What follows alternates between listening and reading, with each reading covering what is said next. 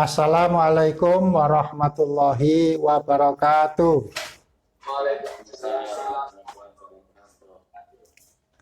Marilah terlebih dahulu kita buka pertemuan ini dengan sama-sama membaca basmalah. Bismillahirrahmanirrahim. Alhamdulillahirabbil alamin wassalatu wassalamu ala asrofil anbiya'i wal mursalin Sayyidina Muhammadin wa ala alihi wa ashabihi ajmain, amma ba'du. Tema kita hari ini adalah tentang hakikat evaluasi pendidikan Islam. Evaluasi itu berasal dari bahasa Inggris evaluation, yang artinya adalah penilaian. Bahasa Arabnya adalah muhasabah. Dan penilaian ini bisa bersifat kualitatif atau kuantitatif. Kalau penilaian yang kualitatif itu mengetahui seberapa besar makna atau hasil yang telah dicapai dengan kriteria norma seperti sangat baik, baik, sedang, kurang, sangat kurang. Kalau penilaian yang bersifat kuantitatif itu mengukur jumlah dengan indikator angka seperti 60, 70, 80, 90, 100. Maka di sini evaluasi itu bermakna luas. Ada lagi istilah yang mirip dengan evaluasi adalah pengukuran atau bahasa Inggrisnya measurement. Pengukuran itu khusus bersifat kuantitatif, yaitu mengukur angka matematis.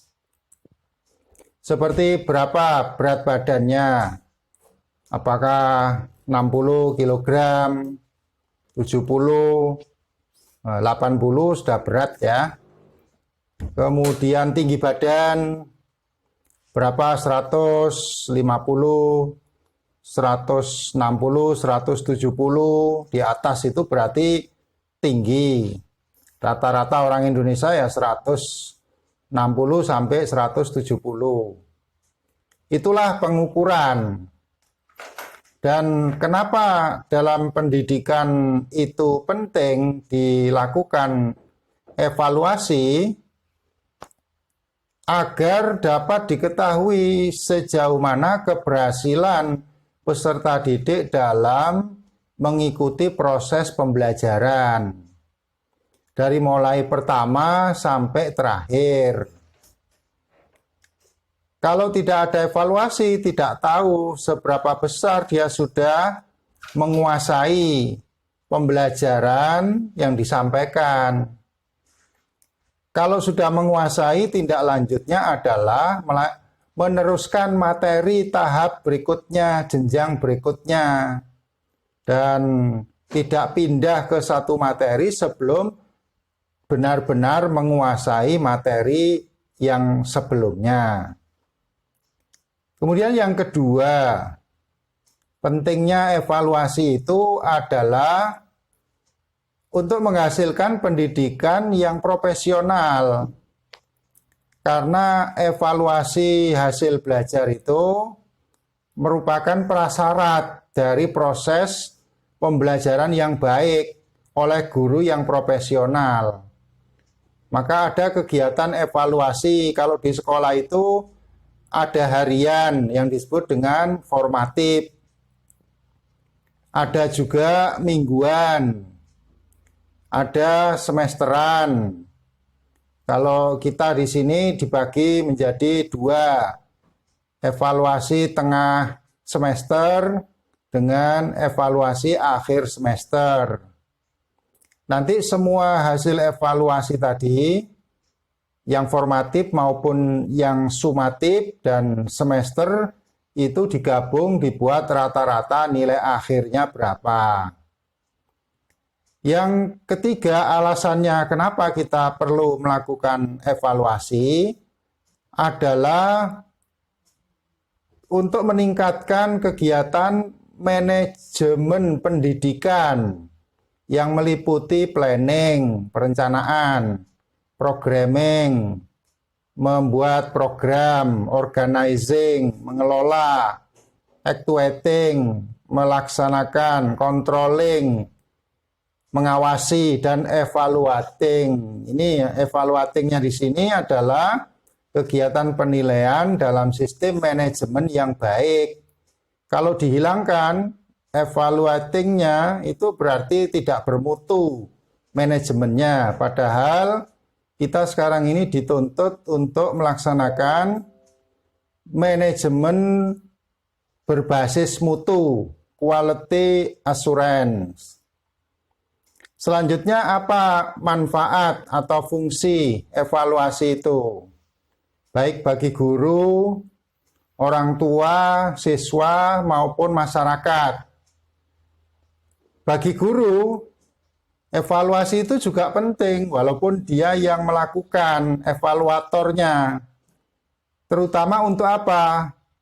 Dalam hal ini agar diketahui kemajuan belajar peserta didik. Kadang nilai dari peserta didik itu naik turun.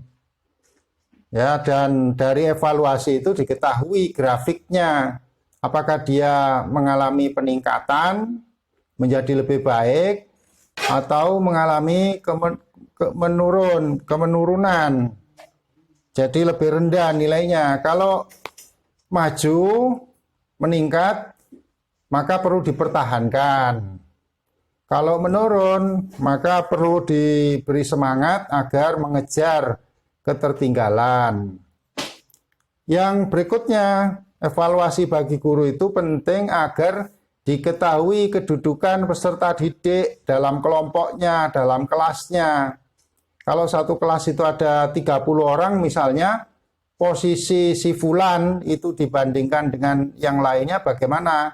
Apakah dia ranking atau dia tertinggal ya di tengah-tengah, sedang? Nah, itu dari evaluasi. Selanjutnya evaluasi bagi guru juga bermanfaat mengetahui kelemahan cara belajar mengajarnya.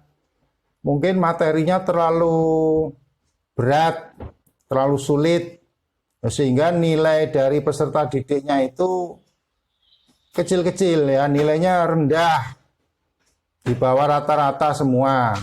Berarti materinya harus dibenahi. Atau cara mengajarnya yang kurang bagus, sehingga peserta didik kurang paham. Akibatnya nilainya merosot. Berarti yang perlu diperbaiki adalah metode atau strategi belajar mengajarnya.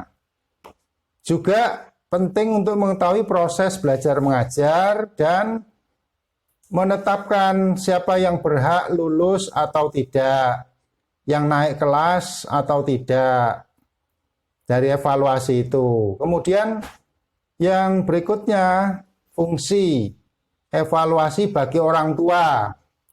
Walaupun orang tua tidak ikut belajar di sekolah, tapi anaknya itu dipantau apakah sudah rajin belajar mengikuti materi di sekolah atau tidak. Maka setelah mendapatkan rapot ya dari sekolah, orang tuanya perlu memantau, melihat sejauh mana keberhasilan belajar anaknya di sekolah. Kalau ternyata berprestasi, pasti orang tuanya akan bangga. Nanti diberi bonus, hadiah, semangat. Tapi kalau ternyata hasil belajarnya itu rendah, maka orang tuanya bisa memberi nasihat agar rajin belajar, bukan dimarahi ya. Nah, ada juga orang tuanya kalau lihat nilai rapot anaknya itu merah, itu marah gitu. Ini berarti tidak mampu menindaklanjuti evaluasi belajar anaknya dengan bijaksana. Kemudian selain itu, bagi orang tua setelah mengetahui penilaian dari putra-putrinya di sekolah, itu dapat meningkatkan pengawasan, bimbingan. Mungkin nilainya rendah gara-gara terlalu lama main HP, game. Nah, setelah itu kemudian dikurangi. Belajar dulu, jangan main HP terus. Maka ada bimbingan, mungkin perlu ditambah dengan les privat, didatangkan guru untuk mengajar di rumahnya, atau bantuan dari lembaga bimbingan belajar. Jadi penting bagi orang tua itu untuk menindaklanjuti langkah apa yang perlu dilakukan bagi anaknya yang sekolah tadi. Sekaligus kalau sudah mencapai tingkat menengah atas atau perguruan tinggi, nilai bagi orang tua itu penting untuk memberi nasihat. Anaknya mau milih jurusan apa, IPA atau IPS, karena dilihat dari nilainya. Mungkin nilai biologi, fisika, kimianya tinggi-tinggi. Kalau begitu cocok masuk jurusan IPA. Tapi kalau nilainya IPS yang tinggi, ya seperti ekonomi, geografi, akuntansi, itu berarti disarankan masuk ke jurusan IPS. Begitu pula untuk memilih perguruan tinggi yang mana, fakultas apa, itu dilihat dari kemampuan hasil belajar dari putra-putrinya. Walaupun orang tua juga supaya tidak memaksa, kamu harus memilih di fakultas kedokteran misalnya. Tapi ternyata anaknya tidak berminat. Nah, itu nanti jadi belajar karena terpaksa, kuliah karena orang tua, bukan dari dirinya sendiri. Yang berikutnya, tadi sudah dua ya, fungsi evaluasi bagi guru, kemudian orang tua, dan sekarang ketiga, fungsi evaluasi bagi peserta didik itu sendiri. Ada beberapa manfaat yang bisa diambil, misalnya peserta didiknya itu mengetahui kemampuan hasil belajarnya itu sampai di mana, terutama kalau dibandingkan dengan teman-temannya.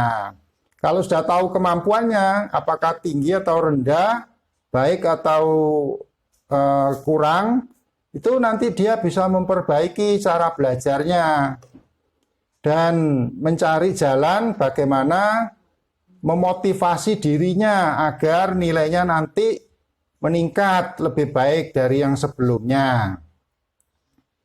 Kemudian bagi masyarakat, ini fungsi evaluasi yang keempat. Kalau sekolah itu tadi memiliki prestasi hasil belajar yang baik, misalnya angka kelulusan 100%, kemudian nilai tertinggi tingkat kabupaten, berarti masyarakatnya itu dapat mengetahui kemajuan sekolahnya.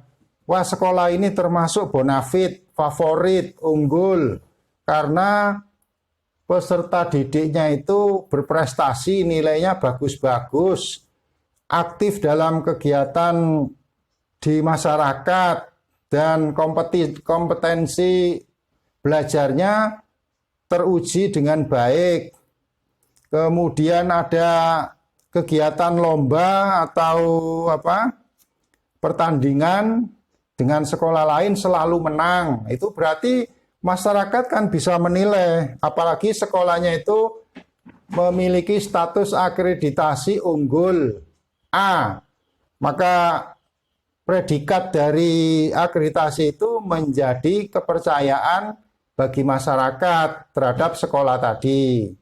Selain itu, masyarakat juga bisa memberikan kritik dan saran perbaikan bagi pihak sekolah. Kalau misalnya hasil penilaian sekolah itu kurang, tapi biasanya ini melalui komite ya, komite sekolah yang merupakan lembaga atau badan kerjasama antara pihak sekolah dengan masyarakat.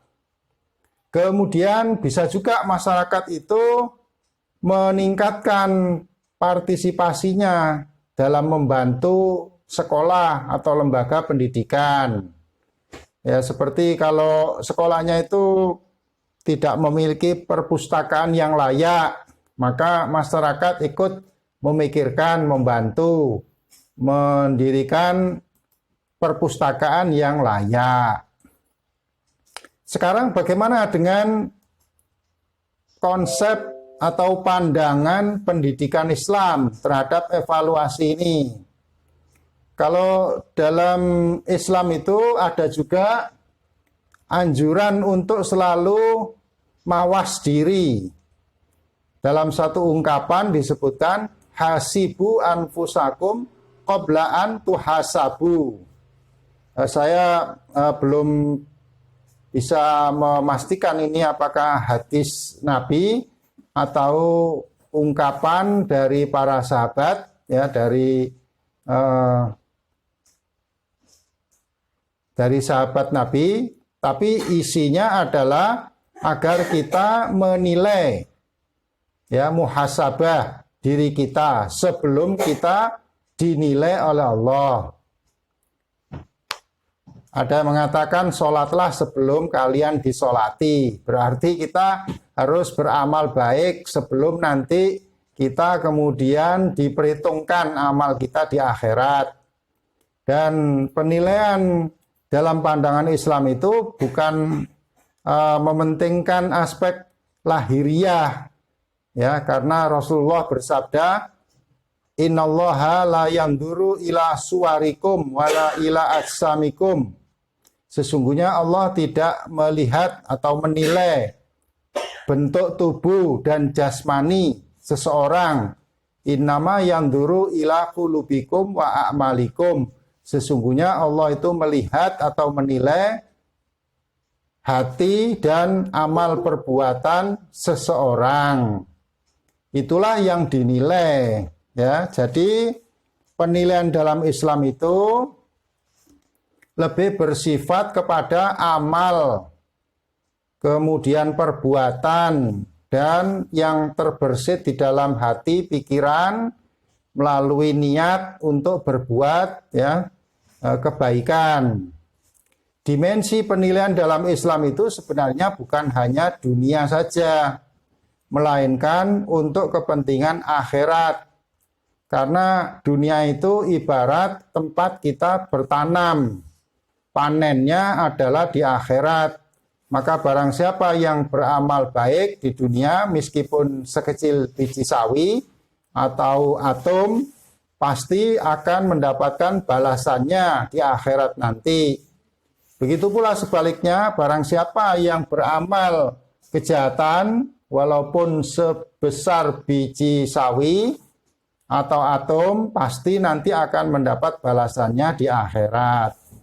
Wa may ya'mal misqala dzarratin khairan yarah wa may ya'mal misqala dzarratin syarran yarah. Itulah beberapa prinsip penilaian dalam pandangan Islam terkait dengan amal perbuatan dan dimensinya lahiriah, batiniah, dan juga duniawi, ukhrawi.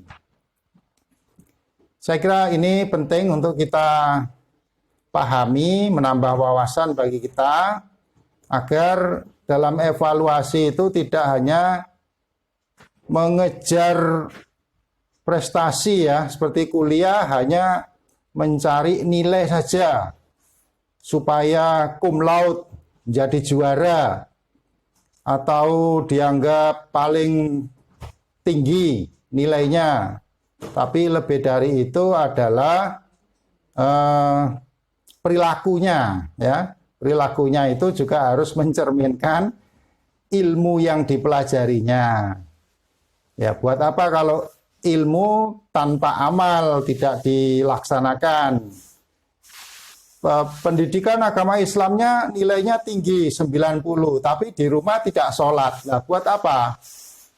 Ya, jadi ada juga sebuah makalah atau ungkapan yang menyatakan al ilmu bila amalin kasajarin bila tamarin. Ilmu tanpa amal ibarat pohon tanpa buah. Jadi jangan hanya mengejar nilai dari materi pelajaran saja, tapi juga membuktikan kepandaian ilmunya itu dengan amal perbuatannya.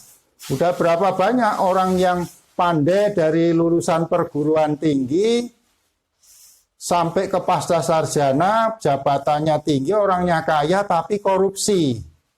Nah, jadi para koruptor itu ternyata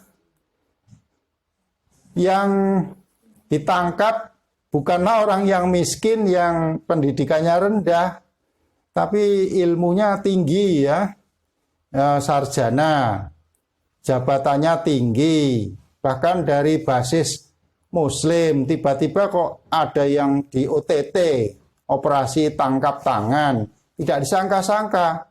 Itu menunjukkan bahwa ilmunya tidak dibuktikan dengan amalnya. Maka kita konsep pendidikan Islam ini perlu kita camkan bersama secara konsisten ya, agar ilmu dengan amal itu sejalan, sinkron. Karena amal itu bukti dari kemampuan ilmu pengetahuan yang kita kuasai. Demikian ya untuk tambahan saya hari ini, dan semoga bermanfaat.